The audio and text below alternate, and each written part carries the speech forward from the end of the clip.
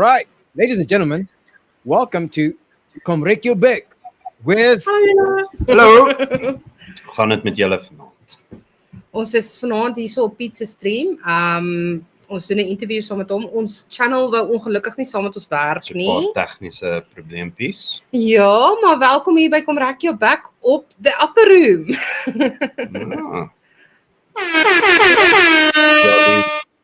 En nou het ons vir Piet en Q. So Piet, welcome to your own room. Here we go. Hello. How are you doing? God damn it, this is what we call collaboration. This is what we call macarness. Is that what that is? Is that Macarness? It's a new word officially. Okay, there you go. Let's add it to the lexicon. How you guys doing, man? It's good to see you guys. Good and you? Can't complain. Sure. No reason to. Nobody's listening anyway. Struggle streaming. Technical issues, but we're here now, man. Yeah, at least we made it. No, Yes, dank thank u. you, Komrek Piet. Your Thank Big. you for Komrek Your Back. Kom groot. So yeah, this stream is a more bilingual, more English stream today. Chase and Nomad, guys, thanks for joining. Yeah, thanks for Yuri. watching. You're even going to hear me speak English. With And he's got a burkie my English. heavy English. Burkie English. A Brakpan English. Jou gat, man. He didn't like that. But anyway, so yeah, tonight's topic, I think we can talk about politics. I mean, That's there's a always lot fun. that happened today. What's your take on the whole situation with Julius Malema, Pete? Oh wow, we're gonna just get straight into it. We're gonna just get Yeah, straight let's into just dive into it. Yeah. No, Oil. I think I'll start off by saying this. I'm not really so much of a political guy. However, as a man that lives in South Africa, you can't escape the politics, even if you wanted to. You can be that That's guy funny. who just wants to fucking just get his work done, try to, feed the dog, make sure the wife is happy. Holy shit. Make sure the neighbors aren't fucking having their dogs shit in your yard. These are the kind of problems you kind of want to have. But every once in a while, for a gewone mens, you said bilingual, right? I'm going to really push my Afrikaans over here, guys. Ja, gooi hom. Thank you. And correct me if I got my pronunciation wrong. But where we live, you kind of have to pay attention to politics a little bit, because it so much impacts our lives. And so what I think happened today was a good thing. It was a good thing. It was a... Are you going to say what happened today? Nothing. Absolute fuck all. Absolute nothing. Ja, We're all sitting here the whole day watching, and then it's like, oh. yeah, I actually myself want to see if there's going to be a proper sentencing, to be honest. Yeah. I doubt This it. was, Yeah. Well, I must say the prosecution was taking him out, where they interviewed that social worker. Yeah, they were kind of pushing on it when she was like, yeah, but he didn't point it at someone directly, da-di-da-di-da-di-da. But yeah. she was trying really hard to paint a sympathetic Yes. face to Mr. Malema, his grandma in Alice and all of that. But you know, come on, we all know, and not because we don't know him because we heard from other people. We don't know what, because somebody said something about him and some Tani came from outside of the woodwork and said, oh no, he's a bad man. No, we don't.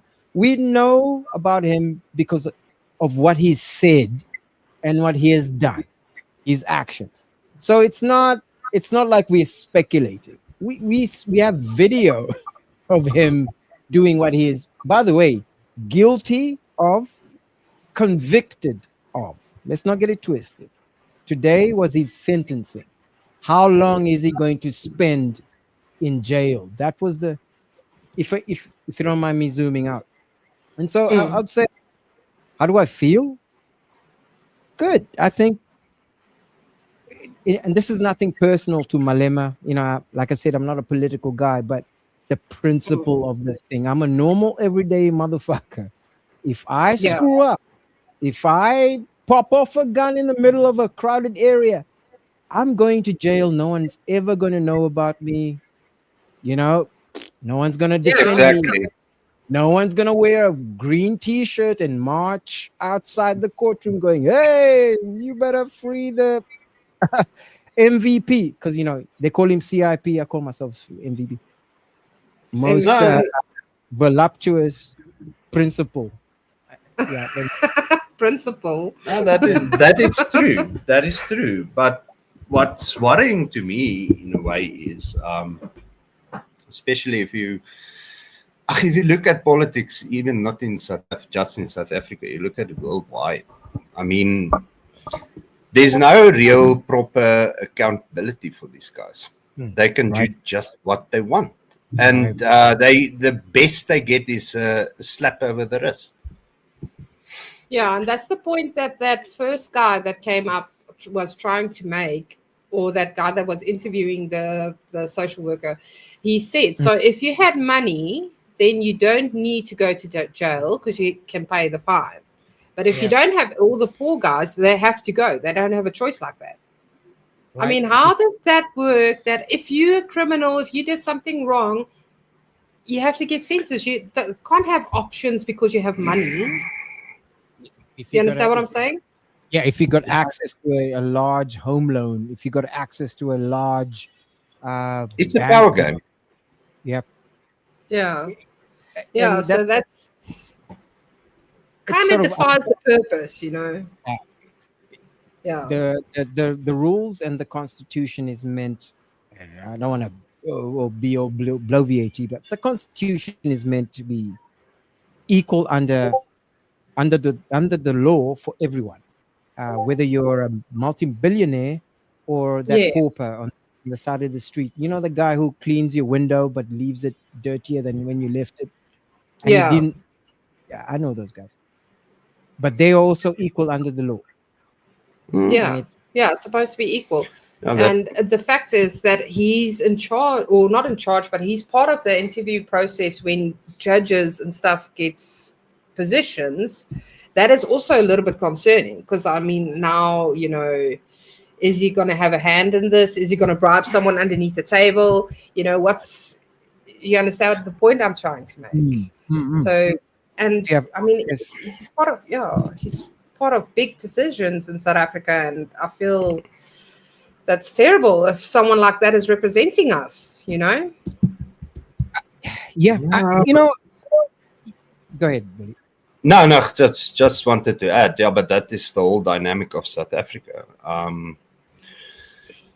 I say South Africa is a country where everyone kind of lives in their own bubble. So all of our experiences of what South Africa is or supposed to be, it's not the same. A guy in Pretoria is not going to experience the same South Africa as a guy in Cape Town is going to experience. It's the same with Bloemfontein and Durban. It's not the same because South Africa is, at the end of the day, a nation of identities.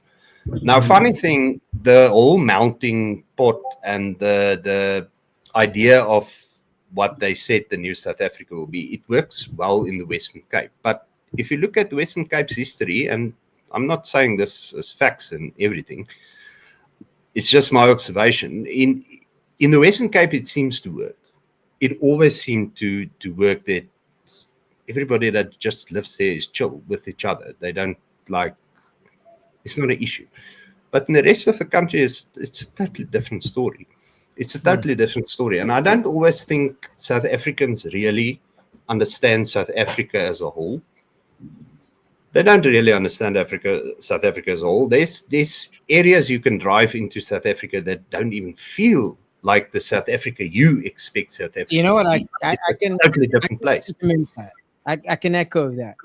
I can agree with that. Here's where I agree with you.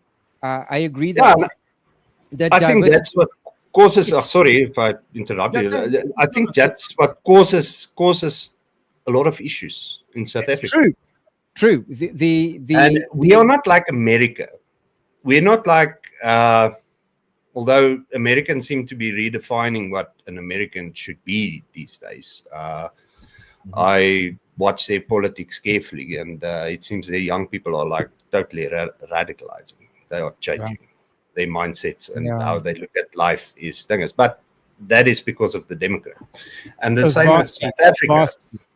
The ANC basically, where the whole concept of South Africa could have worked, I think the ANC buggered it up. I think they totally buggered it up. There's an attack on all of our identities, not just even the Afrikaner specifically. I think we are mostly the scapegoat, the bad guys you need to blame for all the wrongs of the past, and that's why we can't get our work done, that kind of thing. But in the end, all of our identities are in trouble. It's like my sister is in a school in Natal, and I mean, it's all the pupils in a class is blacks. There are Zulu children, but there are Zulu children that one of them can speak Zulu anymore. They are all anglicized. Interesting. And and I personally think that it could work in the Western Cape, but I don't see it working in the entire South Africa. I don't see it working in entire South Africa. I think we should be like a confederation state where you have different people living for the same economy and all that kind of stuff, but you need that cultural breathing space, where you can just be an Afrikaner, where you can just be a Zulu, where you can just be a Xhosa, where you can just be a Pedi or Sutu, whatever. Fair enough. Even though I have strong Afrikaner nationalistic views, I'm not like, how can I put it? I don't want to see other cultures disappearing as well. Right. I mean, I grew up in Zululand, man. Right. I mean, before I was even aware of who I am and what culture I am, I was into freaking Shaka Zulu. Interesting. And it's and funny enough, it's Shaka Zulu that actually made me aware of who I am, because I watched the show. Of course, it's just a show, so it's a romanticized version of the whole story. But I thought, that Dingaan is such a dick. I hope someone kicks his butt. And then, wow, ironically, it's my people that did it. Okay, let me look more into our history and see where we come from and all that kind of stuff. And that is, in a way, that actually makes South Africa beautiful, is the fact that you have all these different cultures and histories and interpretations of what South Africa is and what South Africa should be. But we need that. I think what we need is neutral spaces where we all can be like the Western Cape. And then you need your places like Orania, and you need your places like Ulundi in Zululand, and they places where they just be Zulu and just be Afrikaner. Can I ask you about that? You said a couple of things that are some of the things I want to get back to you on. As an Afrikaner, I'm just echoing what you just said. You want a place where you can have your own. You can be your own, have your culture, right? But also, as an individual, you want to be able to get along with other cultures, because that's how you grew up, and that's the nature of South Africa, right? And one of the things I'm echoing what you said. One of the characteristics of South Africa is that it's a land of many people, right? You got Zululand, you got Xhosa, you go up north, you got Pedi, Botswana, all of that. You go to the Western Cape, that's a whole nother different kettle of fish, right? Well, completely different, same, but different sort of ways of life that we are all familiar with. I think we all take for granted. And after all these years, we kind of take it for granted. You take it for granted you can fly from Durban to Cape Town, experience that and fly back, and then go to Joburg the next week experience that and get back without really, I guess maybe we're talking over here, but let me zoom back down. Question for you. I think maybe you're talking about federalization, where maybe we're getting into the weeds over here, where each sort of individual culture can live but still get along. Yeah. Would you say that? Yeah. Would you say that's almost idealistic? Because a lot of we've been marinated in this whole collectivist thing. We must everything central control. Somebody from Rainbow Pretoria Nation. tell you, yeah, Rainbow Nation. Someone from Pretoria tells you in your neck of the woods in the Northern Cape, what percentage of school your kids should, all of that, without having it broken down to like, you live in a rural area, it's this particular language, this particular culture is dominant over there. Why not teach the children that? But also adhering to national standards. Got to have your proper maths. I mean, if you don't know 1 + 1, you're not going to go to Joburg. You're going to stay in your village. Good for you. Not good for anyone. I'm talking too much here, but it's fine. No. I see a comment here from Nomad. He said the idea of South Africa is a great concept, but it is an impossible concept to put into practice. Oh, they can. That kind of. I think we are so diverse. We've got so many different people coming from different backgrounds, but I think South Africa has been working together, or not together, has been living together for the last 30 years, for the last, since, Apartheid ended and all that stuff came in. And we've been doing it, and we can do it, but to get your radical people, that is making it impossible. And also with the government and all the corruption and all that stuff, the mainstream media is trying to cover up or not bring to the public or anything, or, the stuff they're keeping silent about and the stuff that are, there needs to be like a ground rule where we can meet, or a line where we can all meet and know. Yeah. Something common, like, would you say common values? What do we agree on? Like, okay, do we agree on rule of law? Yeah. Do we agree on faith, like biblical? That's the thing. I think the best way to get to it is, because South Africa is majority Christian-based country, I think we have to use that as a ground rule, as a, and... Yeah, but you can also throw a spanner into the works and just give that as good examples that not even that brings us really all that together. Yeah. Because there's always going to be culture clashes. We are human beings. That is what it comes down to. You're always going to find your radicals, and your radicals are always going to exploit your economic situation, your social. They do it. And it's the same with politicians. And you need. This is almost going to sound woke. Yuck. You need a cultural safe space where okay, you know what? Maybe Afrikaans schools is dying in Natal, but at least in this area, Afrikaans schools will never die. It will continue to live on. And the same with Zulu.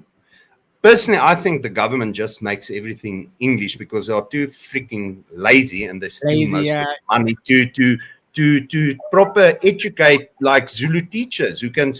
I mean, why not take the Zulu language into science and all those hard, complicated stuff? I mean, that is actually what they should try to do. They should try to modernize the culture so that it can keep up with the times we are living in and stuff like that, but still have that strong Zulu essence. And that is the same what most Afrikaners want. That's why we are so stubborn about our language and our culture and stuff. We just love it. We love it. I love being Afrikaans. I love getting up in the morning, driving my bakkie, and you hear Pretoria FM playing some boere music. I love it. It makes me fucking go yummy. Lekker. I would love to see that. If you have a GoPro in your bucky and you're going yummy, just record that and send us we'll go viral.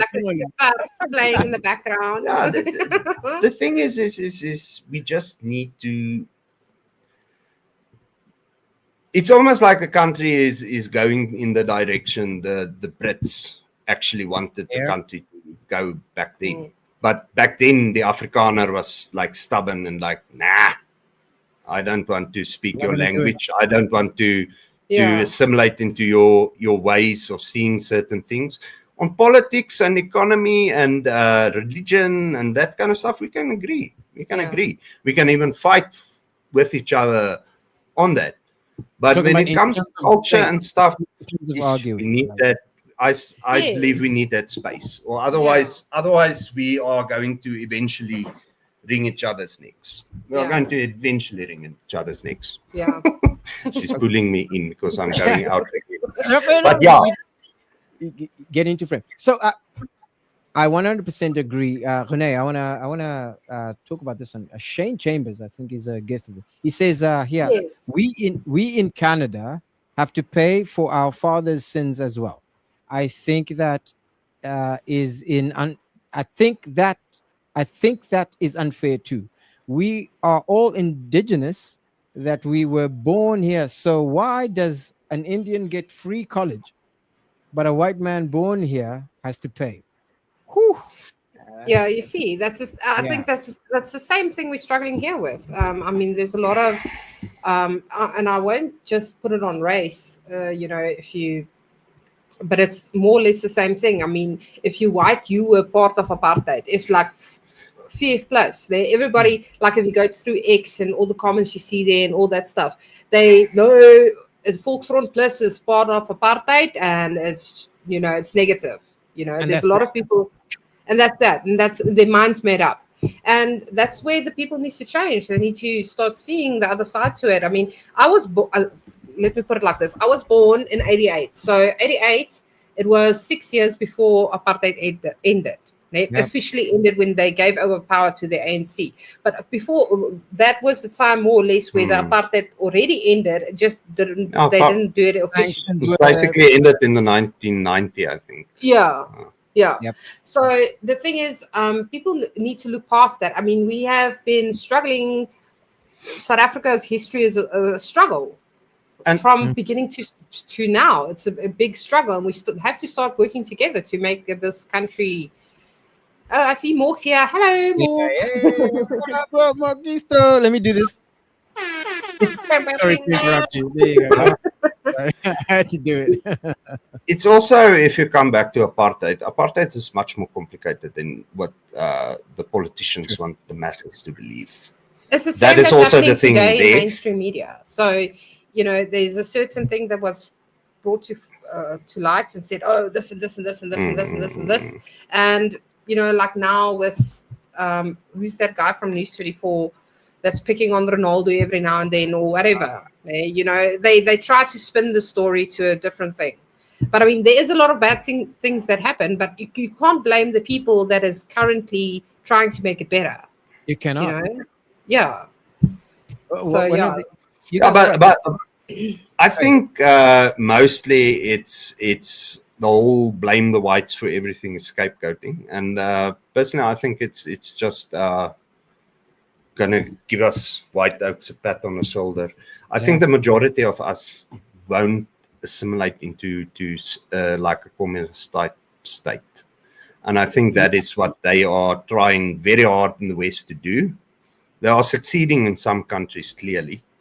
But like the States and, I see even England now, there is resistance growing towards it.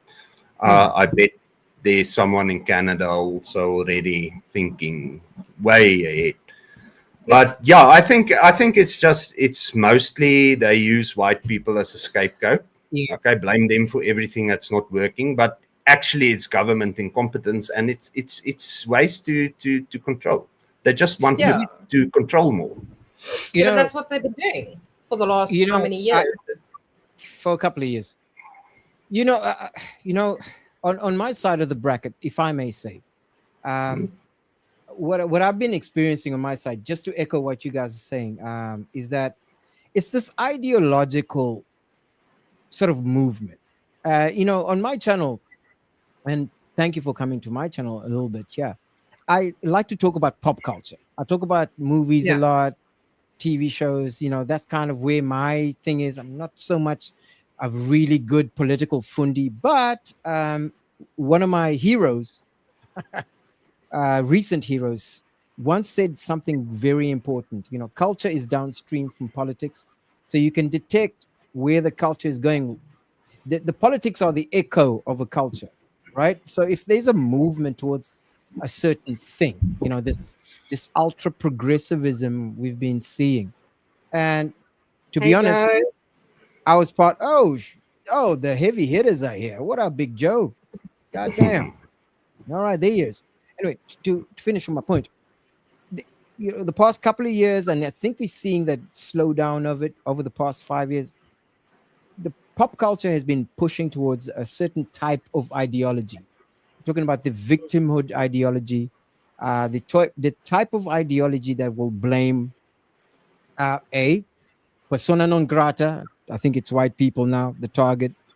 But in general, it's, if I were to zoom out, sort of certain principles and values that have been upheld for thousands of years now. I'm talking about, let's go hundreds of years. Talking about themes of family, faith, freedom. So anything that's antithetical with that, and any symbols and any icons or any iconography that exemplifies those things, faith, family, freedom, all that. And I think in between, as the sort of casualty,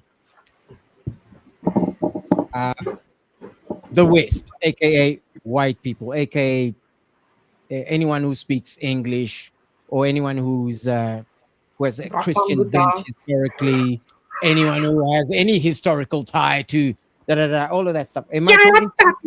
Sorry, let me down here. Am I talking too much? What do you guys think about that? No. Yeah, no, definitely it's true. And but yeah, if we can reach a point, it will be great for South Africa. First of all, get the ANC out. They need to fuck off. And then, you get someone that is, taking everybody's needs into aspect.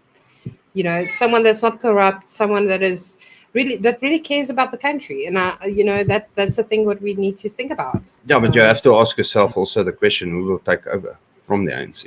Yeah, I don't know. Groenewald is doing a great job now. Yeah, but he's not going to win the election. That's the thing. Yeah, that's the thing. And they say the ANC was hammered in the election. They lost so many votes and stuff. But who did they lose votes to? The MK. Lose to, yeah. And if you take the MK and you take the EFF and you take the ANC and you put them together, that's a 2/3 majority. And personally, I'm with Willem Petzer on this. I think he mentioned it once. I'm saying under correction. He mentioned something that when push comes to shove, you'll see those three working together. Together. Yeah, push comes to shove. They are more extreme maybe than the ANC, like the EFF and the MK. They are maybe more extreme in ways, but I think the end game are all the same. Same. And it's all hocus pocus. No, we're doing it for the people. Yeah. It's not for the people, it's for control. They want the people to be ignorant about themselves. That's why I personally think there's an attack on identity in this country. They want the people to lose themselves, and they want control. And they don't want well-educated black people, because that would be a very, very, very dire situation for them. Detrimental. They don't want that. Yeah. They don't want that. They don't want a proud, educated Xhosa man who thinks for himself and just hears this bullshit and like. Imagine that. A proud, educated Xhosa man might actually change the country. Yeah. It's happened before. It's crazy. not to derail. I just wanna bring it back down here quickly Okay. for you, Willie. Right? Okay, so you and I, one of my favorite. I'm gonna go back to pop culture. One of my favorite movies is called No Country for Old Men. All right. Good movie. Huh?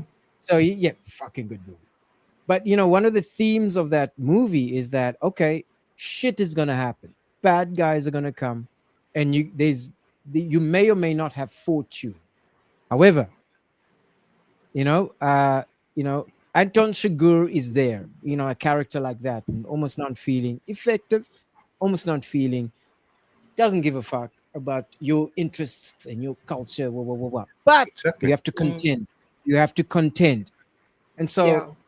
as a wiser old man, knowing that you will perish, it's not your country, no country for old men. What do you teach a younger person? Right? Because, ultimately, you know, you mentioned the ANC. I don't really like to get that deeply political into Yeah. but Yeah. it's not going to last. They already dying. I mean, they Yeah. already died. 40%. Yeah. It's death throes. We just witnessed today the leader of one of these scariest parties from 15 years ago. They were kind of scary. He's in jail facing a judge in a nice suit, not overalls, going, yes, ma'am. So all of that regime is actually going away. What does it mean for the younger person? Now, Bully, Rene, no country for old men. Well, that is why I say if you go back to why identity is so crucial, because we all have that core values within our cultures and identities. And I also believe your culture and your identity also needs to adapt in some ways. It also needs to change, because there's always certain aspects to any human being that doesn't make you a great human being. We don't want to admit it always, but it's true. We are not super perfect human beings. We might think we do things the correct way. We might feel it in our hearts that it is right, but it is not necessarily right. It could be you are the bad guy on that aspect. But I think there is actually what you talk about is no country for old men. I actually think there is a serious lack of guidance from old men, older generations, and there's no respect amongst the youth for aged people. Not that I'm going to let the aged people off the hook here, because I think they kind of brought it over themselves in a way. Because they were the first, the old people we currently have are the first who they moved away from traditions and identity and all that kind of stuff. And we are now kind of, I have to dig into my English vocabulary. We're dealing with the aftermath. Can I help you out? We're dealing with the after effects of the decision. Because we grew up, and I think for us aging millennials, we kind of stuck between Gen X and the newer generations stuff. That's right. So we noticed. I like that word. We noticed more on both sides, and you look at the past and you see, yeah, but that actually makes sense. That's why people did it that way. It actually works. It worked for thousands of years. It kept the human species alive. So why abandon it? Yeah, why abandon that?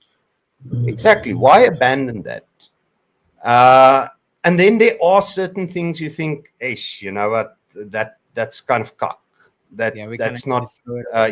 No, it's something that needed to change within the culture and the people of that culture. There's nothing wrong with that, in my personal opinion. And I think every culture needs to have that humility, that you think, hey, you know what, this is actually something it became a stereotype with our culture, and it's actually cock. It's not something good. So we need to change that. That's actually where I think we can all look at the Japanese in some way, although not with breeding because of their population, but but when it fucking. The Japanese just have a way to better the culture, to make themselves even better. Instead of just, the past, it's so, I'm going to shit myself in my bed. No, that's stupid. If you look at Japanese principles, they mostly look like, they look 30 years into the future. Yeah, you know? Ancient. And they are disciplined, and they kept their core values from the culture. They kept the stuff that kept Japan, and it works. It works perfectly. They just need to change the baby making situation. Yeah, they need to do a little bit more. But okay, that seems to be a developed country issue, because you can see most of the developed world is currently having a population collapse. Europe, I think even America, if it wasn't funny enough for the illegals, there won't be that much of a population. They're on a downward trajectory. I would say, just to enforce your point there, which I agree with, there are no solutions, just trade-offs and compromises. So you're not going to find that perfect solution. However, you have to be in a position where you are able to change as your environment changes. I'm a software guy, so it's called debugging, meaning when the environment of your data changes, your code has to be adaptable, be able to adapt to a different region, different circumstance, different server. Anyway, and that's analogous to the ever-changing pace of global culture. 100 years ago, we didn't have TikTok. Now, so if your culture was insular and younger people are now with TikTok, and I don't like TikTok, but it's a communication element to it. It's a cultural upsetting. It's happened hundreds of years. Cultures have either survived or not survived based on these ever evolving changes. And that's how you know a strong culture. It adapts, retains its core values that identifies that culture for thousands of years. This is why we know the Japanese as the Japanese. They've been around for 6,000 years, unless that's the Han Chinese. Either way. Yeah. The Afrikaners have been around for how many years? How many hundreds of years? Well, if you really go down to it, we are actually a very young people, But what I can say that makes me proud to be one is because our language and culture was always under pressure. Yet in defiance, we somehow make it. We somehow make it work. We somehow make it work. We've proven we don't need a government. We don't need that even. We can somehow make it work. We just fok voort, basically. And and if you go look into our history, now it's fun, dude.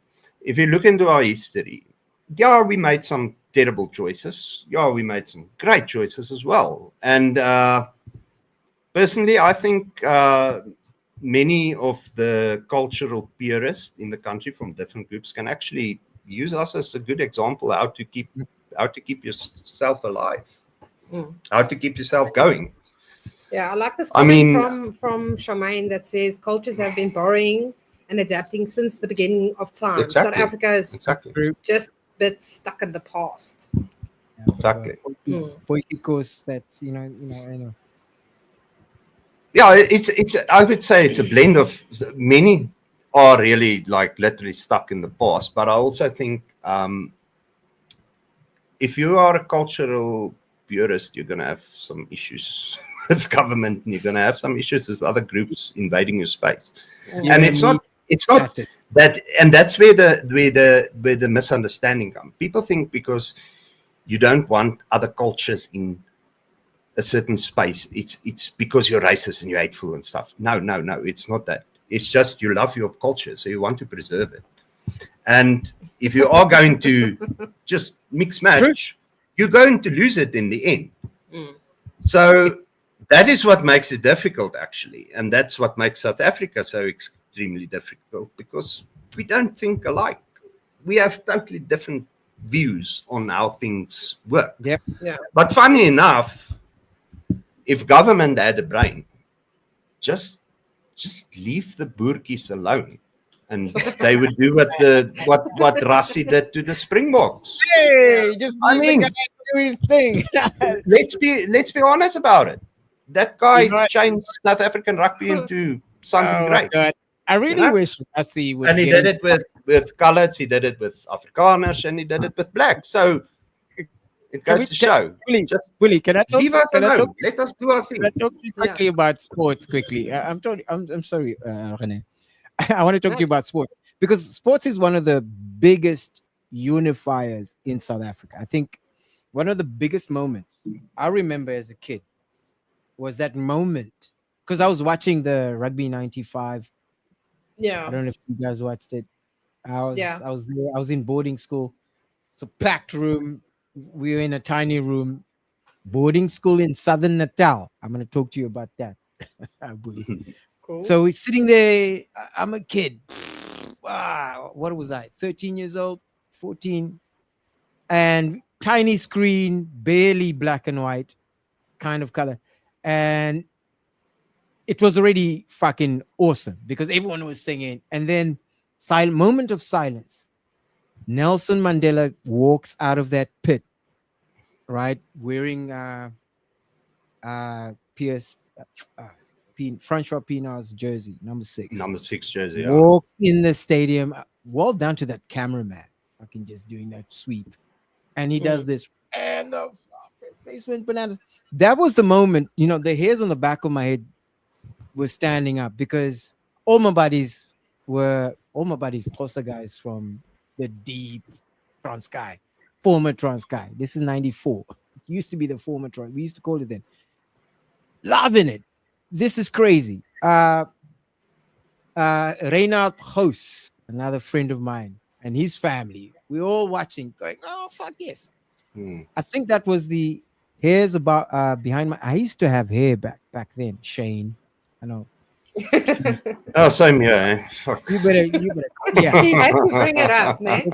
Let's not get into this. Shane, you motherfucker, you.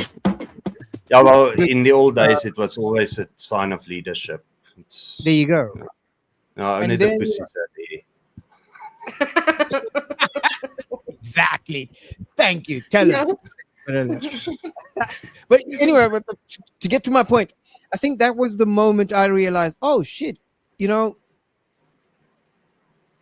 was a kid then. I was a little apprehensive.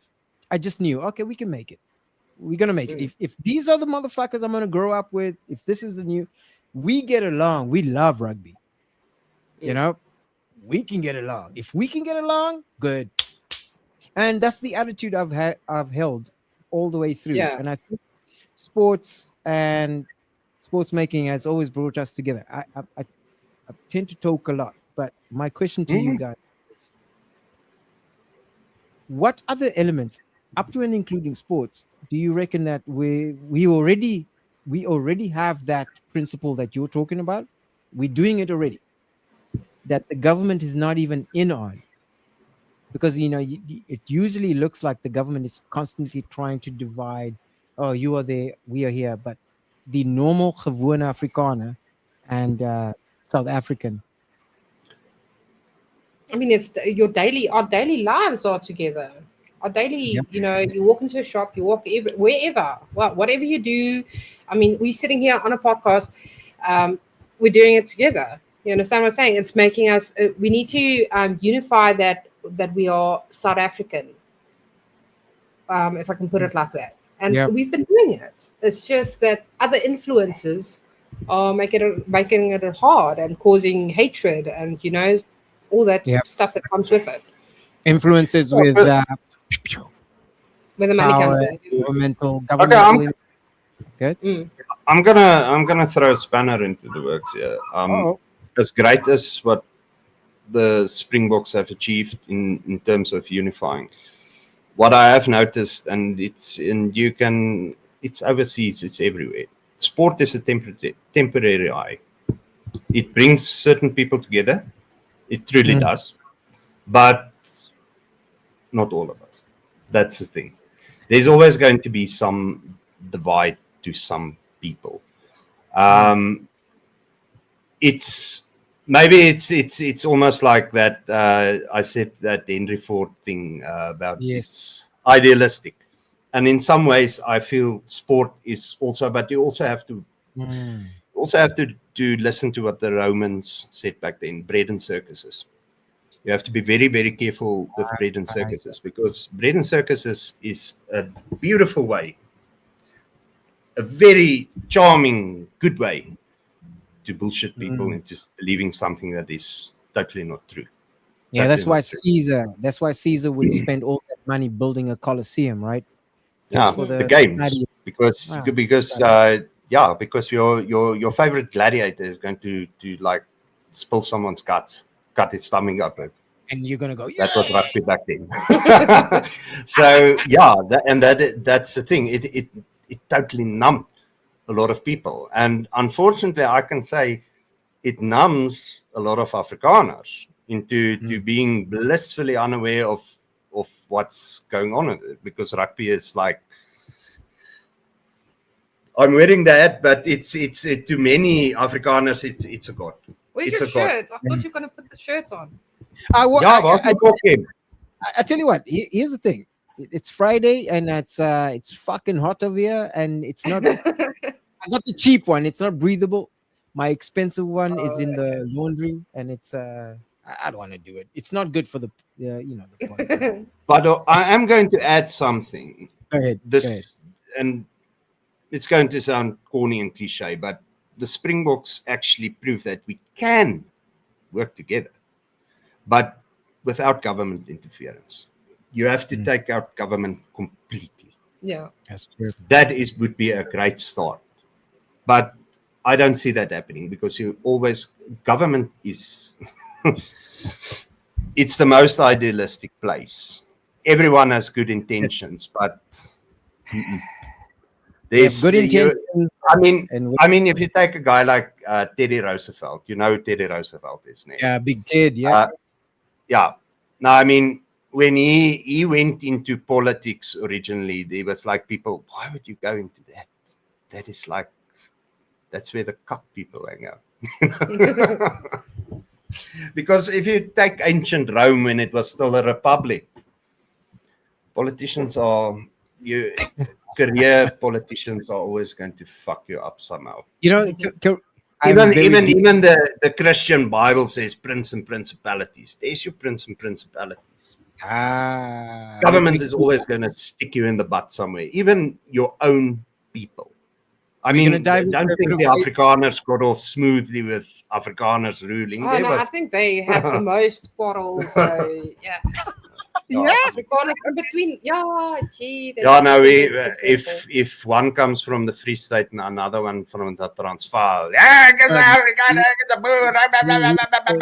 it's practically the same thing, but you're always going to have that one stubborn once again going to just put a stick into the spokes of a bicycle wheel. It's always going to happen. You're always going to happen. So you that's why I say we need that cultural places.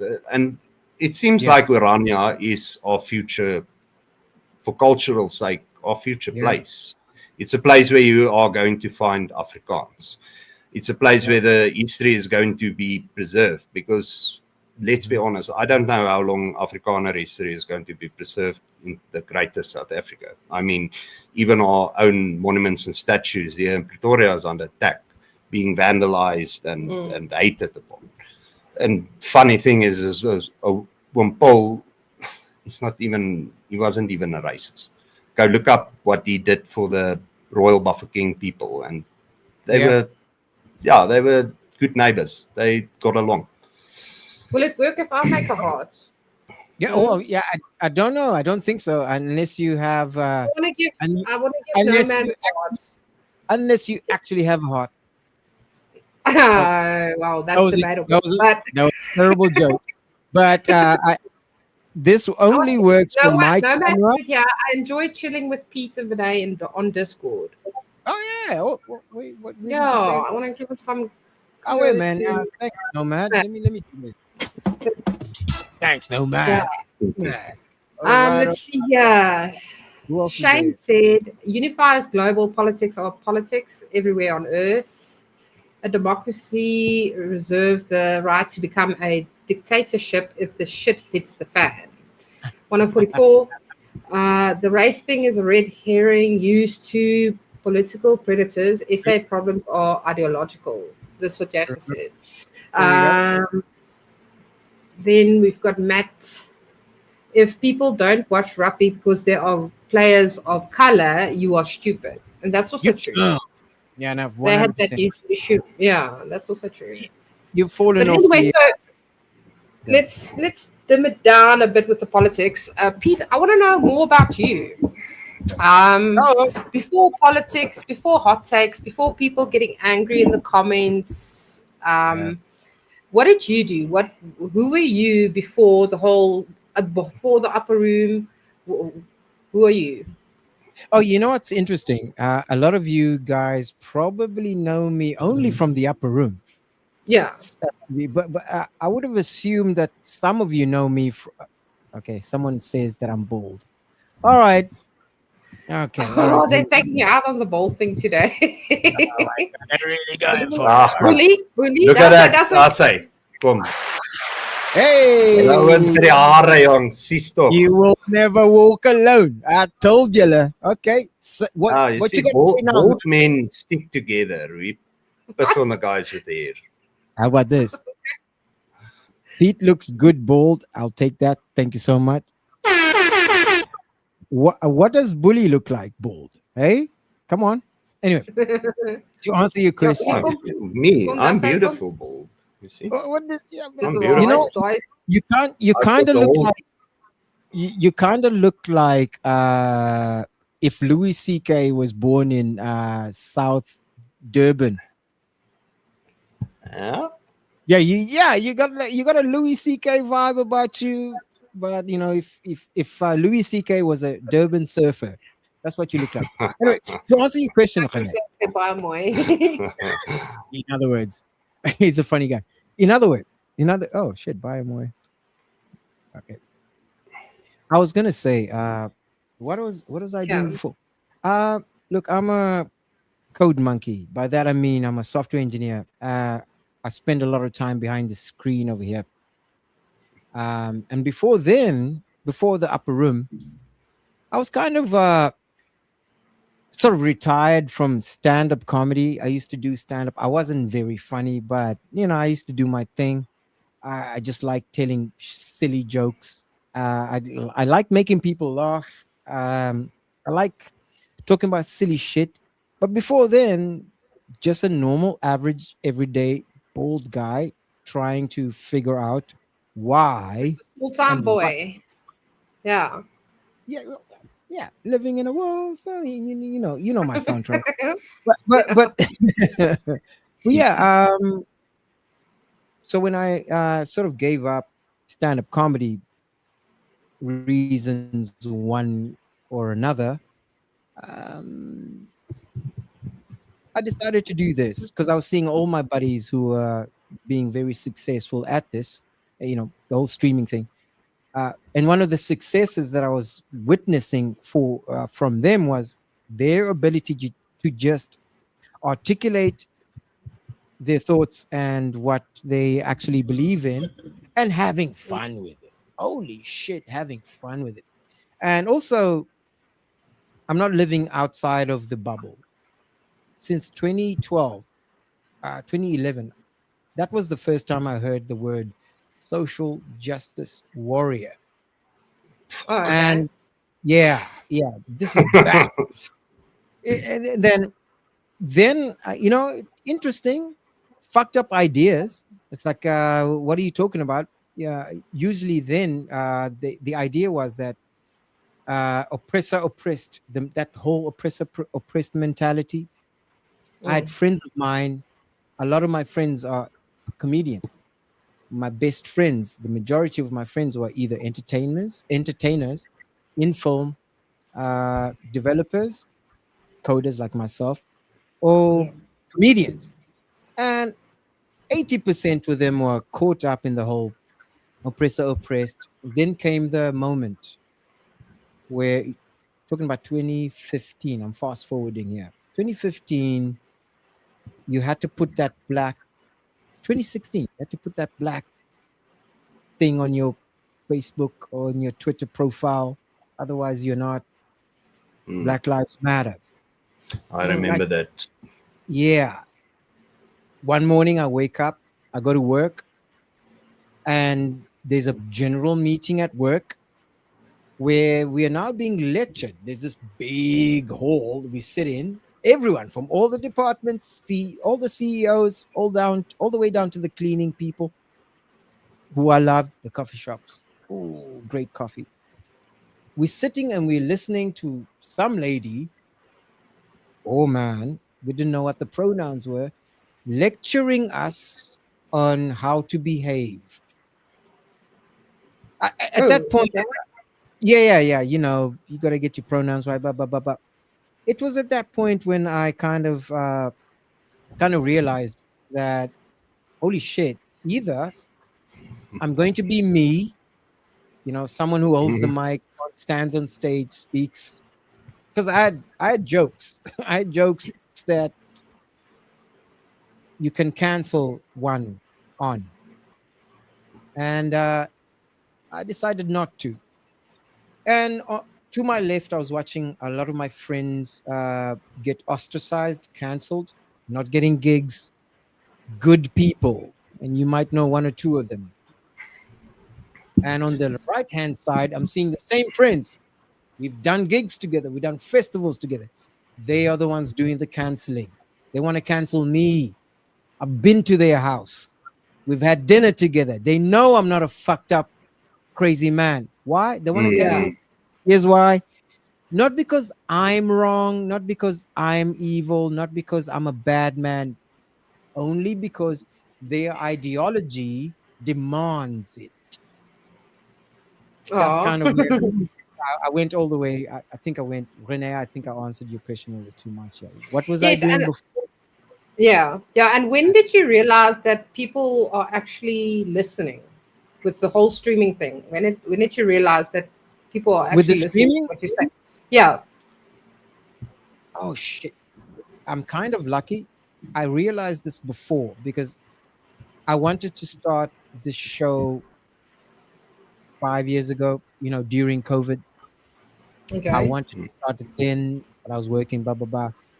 People already then were telling me, man, you better fucking get on. You better fucking do you this. see. And for me, I took too long. I think I was caught up in work. I'm a bit of a workaholic. I love to work. And so I was kind of thinking, oh, let me secure the bag over here and support those who are actually. Yeah, that's what I did. And yeah. So I regret it. I wish I started this way before. Otherwise, I would have met you, Bully, when you were still in Natal. What the hell? I could have got Zululand. Oh. Well, yeah. So let's get back to a little bit political side to it. In South Africa, people love to say, don't make it political. But here, everything is political. Yep. Load shedding isn't a theory. It's your food defrosting. Crime isn't a headline. It's your neighbor's WhatsApp voice note coming through. How does politics actually affect your daily life? Man, politics, man, that's a good question. God damn. All right. Politics affects my daily life on multiple levels. It has affected my friendships, and I think to a level and I hate to say it, my dating life. As a middle-aged man, I shouldn't be talking about dating. I'm going on a date. I should be talking about my fourth divorce, but I'm not talking about that anymore. Here's why. I think the women in my environment are also very politicized. I mean, there was a whole era of men are trash. And a lot of the ladies, I was kind of maybe thinking that maybe Hey, you might be the one. You might be the one. Oh, white middle class. I gotta go. You know, I can relate. This politicization of everything, just kind of wrecked everything. I was in the early,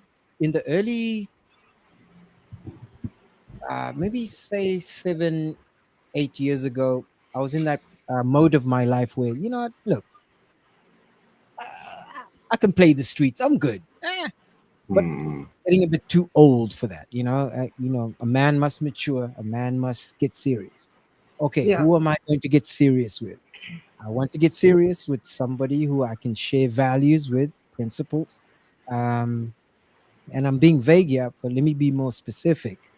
Like I said, freedom. I'm sort of facts based. The truth is paramount. The truth is paramount. That means if there's an ideology that's antithetical to the truth, if 1 + 1 is 2, I do not want to. Okay, 1 + 1 is 2. Those are the rules, mathematical rules. And if you want to go to the moon, you have to assemble a team, right? You can't assemble a team of people who don't believe 1 + 1 is 2, because we have to make a rocket that has to go beat gravity. Now, if you do not understand that 1 + 1 is 2, you're not going to be able to get to E = mc². And if you don't understand E = mc², you're not going to build a rocket to go to the moon. And so here I am dealing with, and I think this is my fault. I'm in the environment. I could walk out of the environment. I look to my left, I look to my right. Everyone think, at least the ladies who I'm kind of attracted to think that 2 + 2 is 7. I think I spoke too much over there. No, so we're listening. We're listening to your my soliloquy.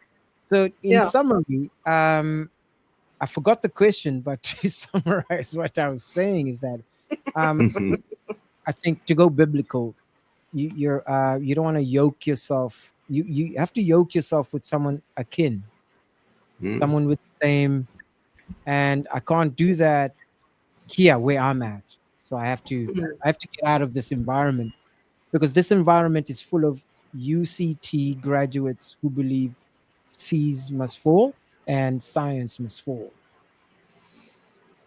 Yeah, that's a problem. Weirdos, in other words. Do you think that social media help political conversations or completely destroy it?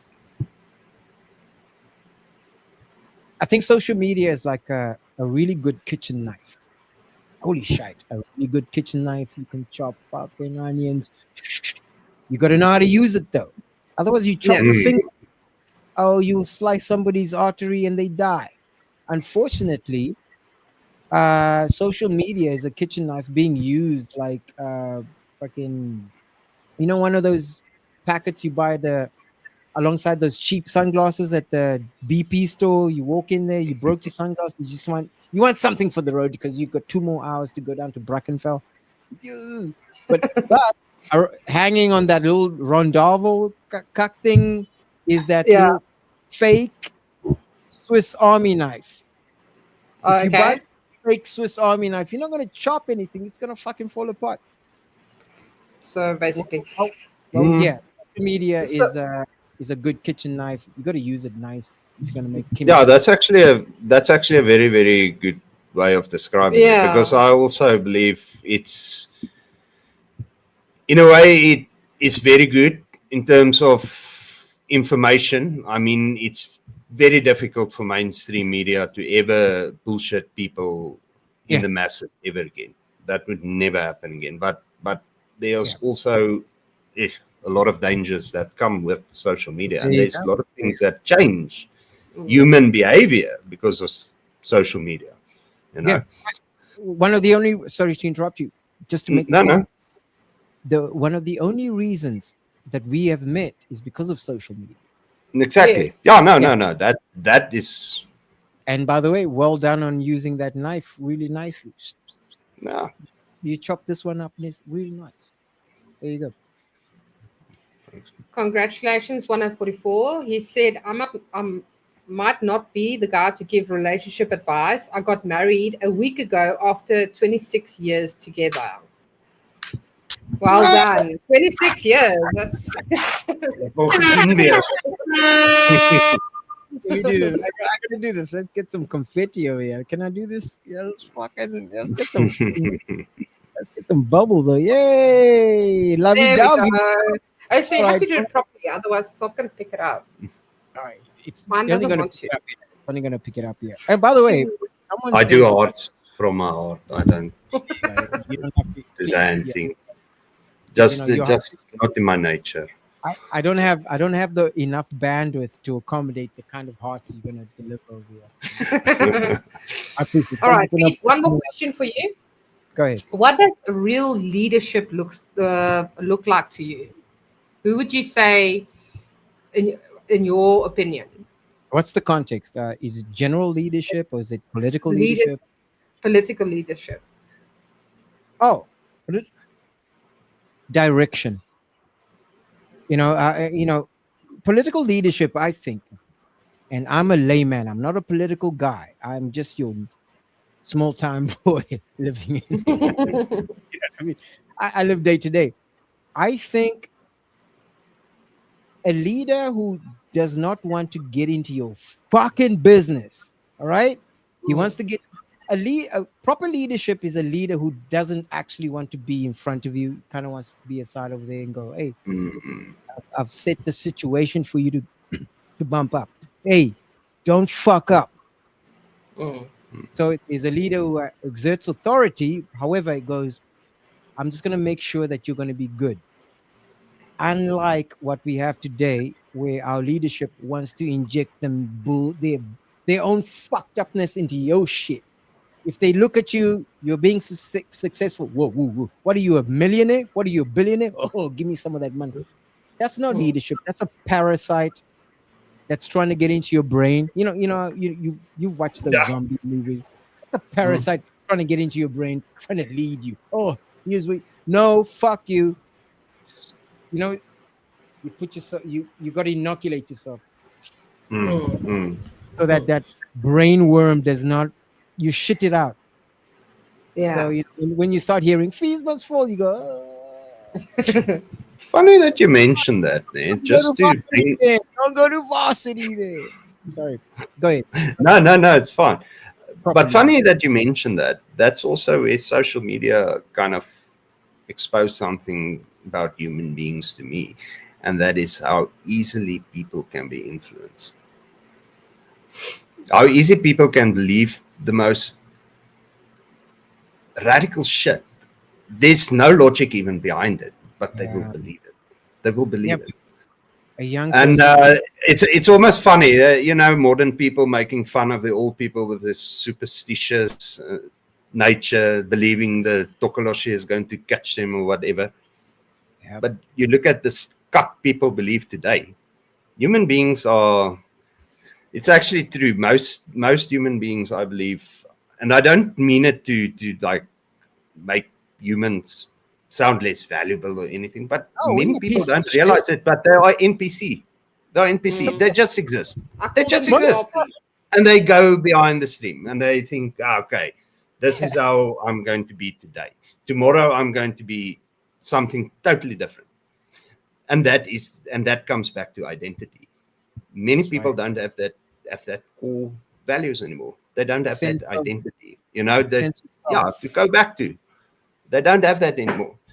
And and also the best thing I would say social media did, in my personal opinion, it exposed celebrities. It showed the world what retards they actually are. Because let's be honest about it. I'm sorry for the word, but yeah, it exposed them entirely. Because they don't. There's no more polished answers and what is going to be asked and how you should say it and whatever. It's directly on X. Trump is an asshole. and they make no sense. And you see the stuff they stand for. You know, it's. I'm going to use the word. You nailed it. I'm going to use the word retardation. Retardation is an actual scientific term where there's a regression of cognizance. Oh, I don't want to sound like spoons, but but to summarize it, there is a regression, retardation in what I think what we value most. You were saying what brings us together is common belief systems. I like to talk about ideology again before. If there's two different ideologies, but they all steer towards the same goal, you will always find commonalities. And if both ideologies contain the idea that truth matters, these two ideologies are going to search for the truth and see where they blend. They can get along. They can be different languages, different cultures. One culture can throw cheese down a hill and then think that's important. Another culture can get canoes and sail the seas and think that's important. But when they get together, they understand penicillin is important. 1 + 1 is 2. We can go to the moon. Anyway, that's okay. Just to add to that, that's also why again I say we need cultural spaces, because so that I can roll my cheese down the hill without it interfering with you, because you might think, wow, what is wrong with bullying? I mean, it's fucking cheese. But you know what's crazy? You know what's crazy? I am one of those cow farmers. I don't know anything about cheese, but I'm a beef guy. But you come over to my farm and say, hey, Pete, I see you got some milk cows here. Do you mind getting me a bucket of milk or two? Because I want to make cheese. You want to make cheese? Why you want to make cheese? I want to throw the cheese down the hill. Why the fuck do you want to throw cheese down the hill, bully? Look, listen, it's my tradition. It's my tradition. I tell you what, my bucket of cheese, $200 a bucket. What do you got?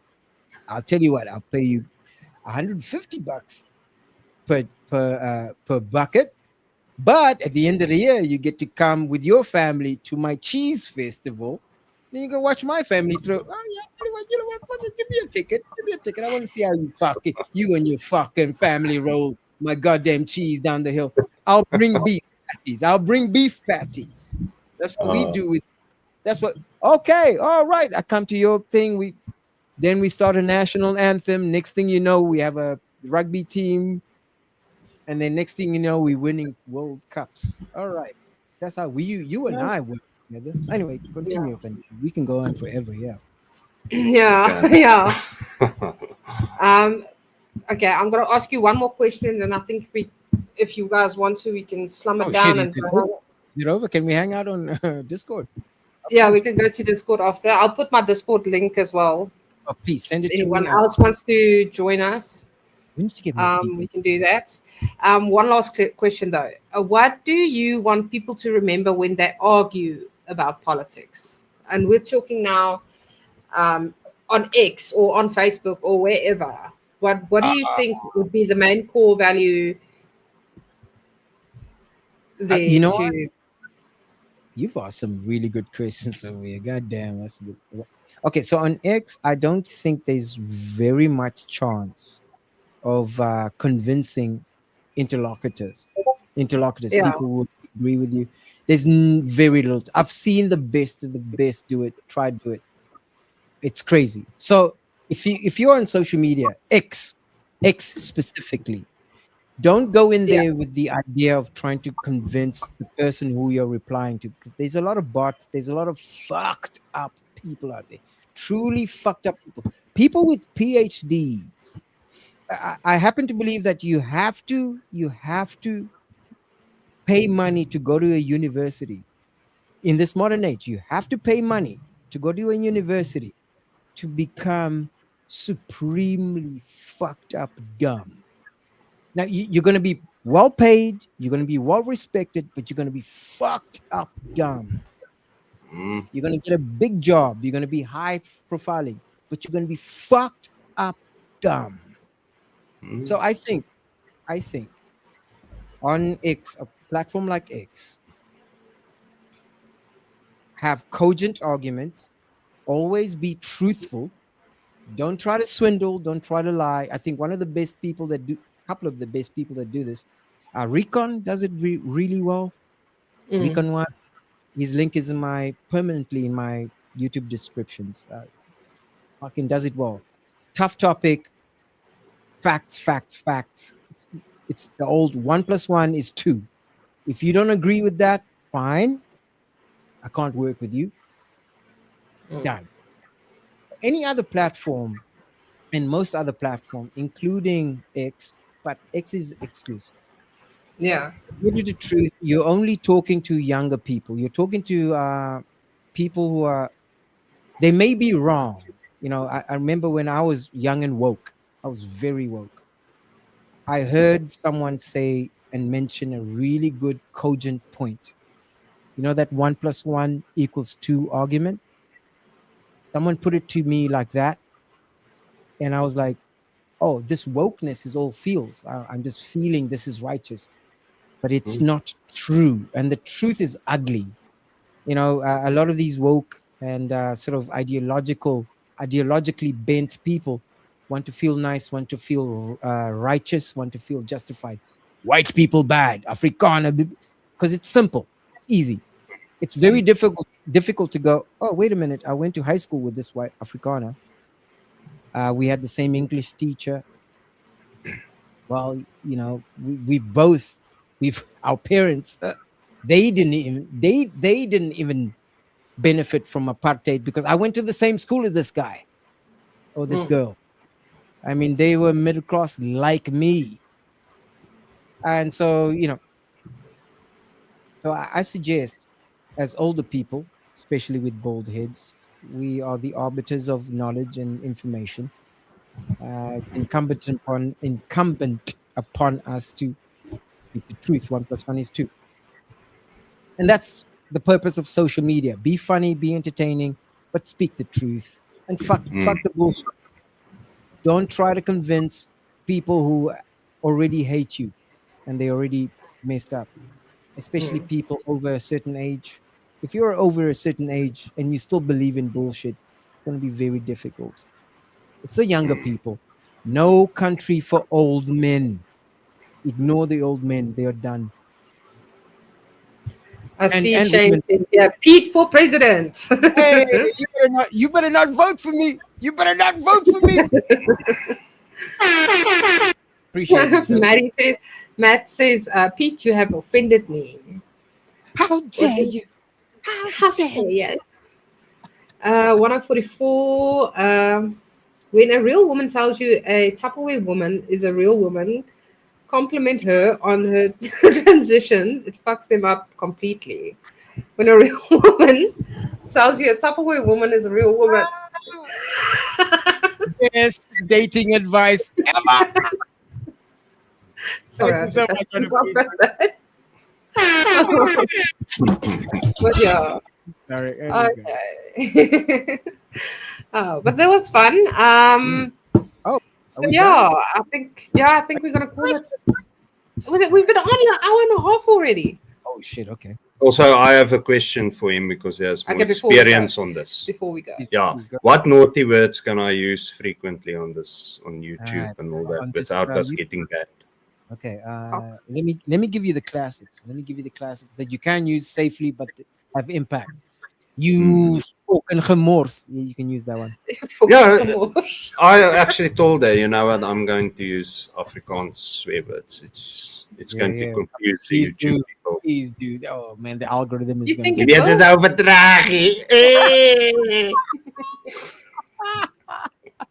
Oh, Charmaine is out of here. Good night, Charmaine. It's only Charmaine. Don't get your packet. Lekker slaap. Anyway. Yeah. The other words you can use. I think the other swear words you can use. And Bully, please. you can only use this maybe once a week, twice a week, because every time I use it, I get a check on my YouTube channel. It's called let me accountability. Did you hear that? Accountability. Oh, don't cancel me, YouTube. Oh, please. Fuckers. You know, they really want to suck out the fun out of everything. I just like to go let loose and say the most awful words ever. And just don't take it so personally. I'm with you. Can I say this, Bully? And I'm so glad. This is thank you. I'm so glad you said that, Rene. That's another word. I can't even say it as a demonstration. But I want to say this. She can try the Karen whiny. She can be a real Karen if she wants. No, it's just nice. I'll say this, guys. I'll say this. I think laughter is more powerful than hate. Wait, look, humor is more powerful than hate. Yeah. And no, anger. Sorry, anger. Anger. Laughter is more powerful than anger. Because I've laughed when I was the most angriest I've been. My impulse was always to go and laugh because I can't believe how fucking furious I am. And so ridicule leads to laughter, right? When a high-powered politician is saying something stupid, instead of getting angry, you just go, what the fuck did you just say? And then you just make a series of jokes and ridicule them. It's legal. It's not offensive, but it goes to the involuntary nature of mankind, where if something is genuinely funny, you're not gonna laugh. You're not gonna force yourself to laugh. You're just gonna laugh, and that right there is power. Then you've just crossed all the bullshit. So you've crossed all the ideology, right? And then you make that person laugh. That's the biggest weapon. This is why I prefer to talk about pop culture, because there you can get funny and then you can attack the ideological gunk that we are living in right now, where skin color is proxy to all of these other important things that we hold dear. Yep. Stay hilarious. Stay funny. Yeah, and also just don't be an asshole. I mean, there is many people.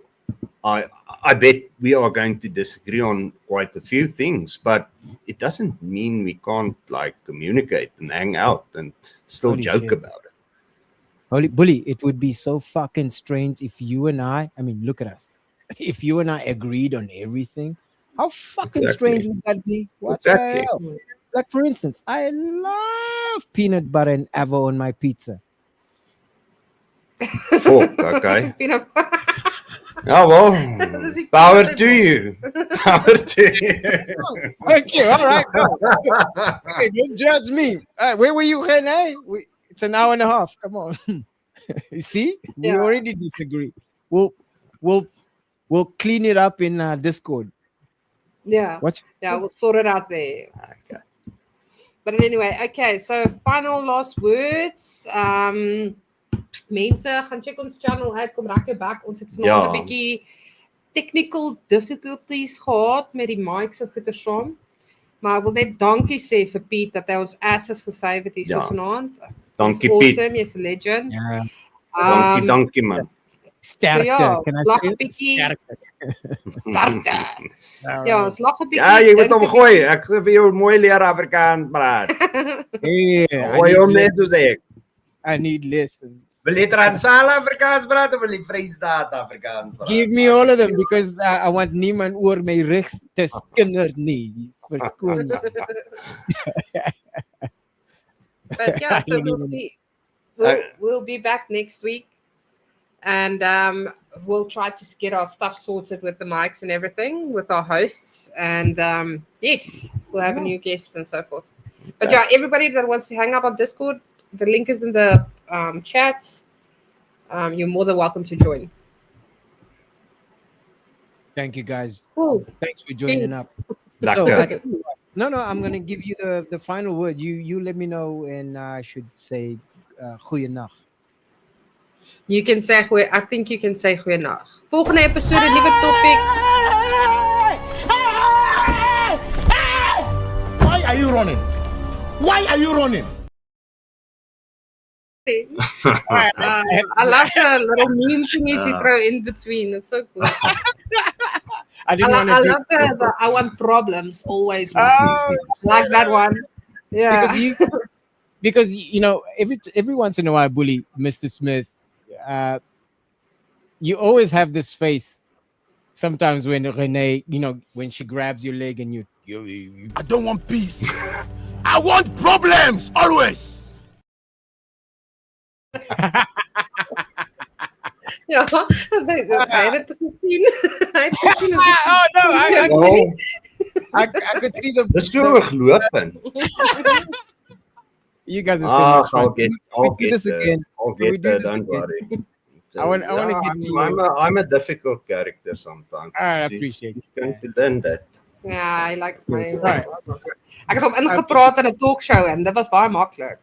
Maar in elk geval. Shane, don't people see that? Yeah. All right, guys, thank you so much. This was the Upper Room. I was hosting my good buddy Rene now. Come break your back. Lekker.